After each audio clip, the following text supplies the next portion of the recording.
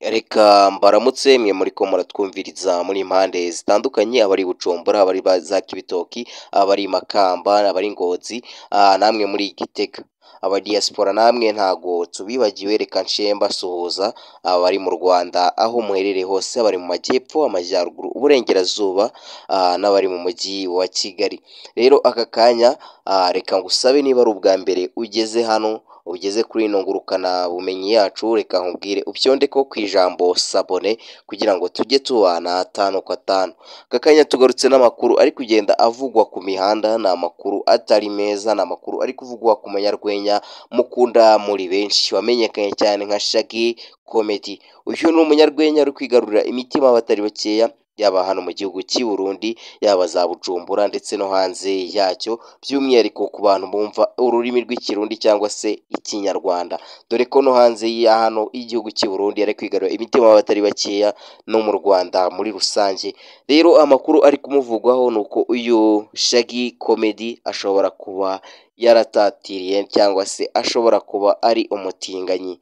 Ni amakuru ari kugenda acicikana ku mbuga nkoranyambaga, dore ko ababonye amavideo yagaragaye ku mbuga nkoranyambaga ejo bundi yavugaga ko Shaggy ashobora kuba ari umutinganyi, dore ko hari amavideo yagaragaye ariko ari kumwe na Kiriku bari gusomana. Ni ifoto yacicikanye cyane ku mbuga nkoranyambaga ndetse ni ifoto itaravuzweho rumwe n'abayibonye, ni ifoto yasebeje igihugu cy'i Burundi ndetse akaba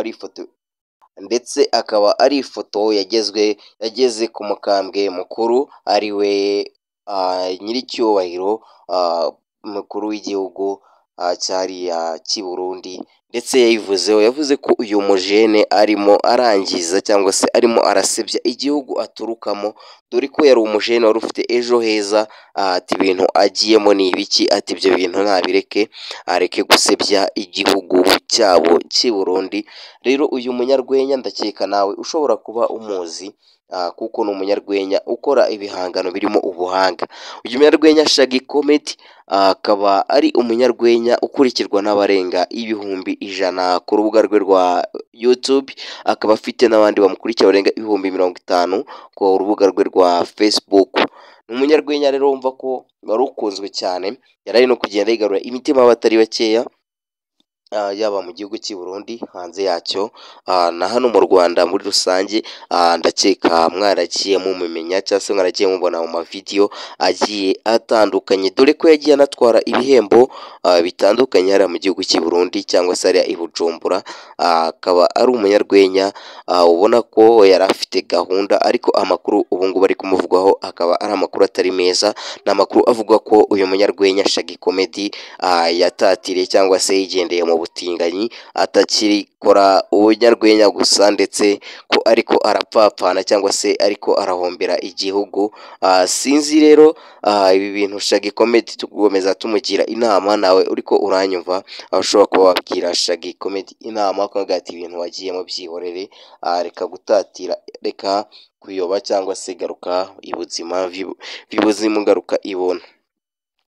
Rero weho wari unkurikiye uri impande zitandukanye, weho wakanze ku ijambo subscribe, reka nkubwira ati Imana nigutere iteka, Imana niguhetsagire mu byo uriko urakora cyangwa se mu byo uriko urabandanya. Imana rero nigutere iteka aho uri hose. Rero nawe utarakanda ku ijambo sabone, ubu nicyo gihe kugira ngo upyonde ko ku ijambo sabone, turajye tugenda turabana isaha ku isaha, nkugezeho update, amakuru agezweho hano mu gihugu cy'i Burundi ndetse no hanze yacyo, yaba mu Rwanda ndetse na hano. Njye mwari kumwe, amazina banyita Digi nk'ibisanzwe, ndi umwana ubikoze, umwana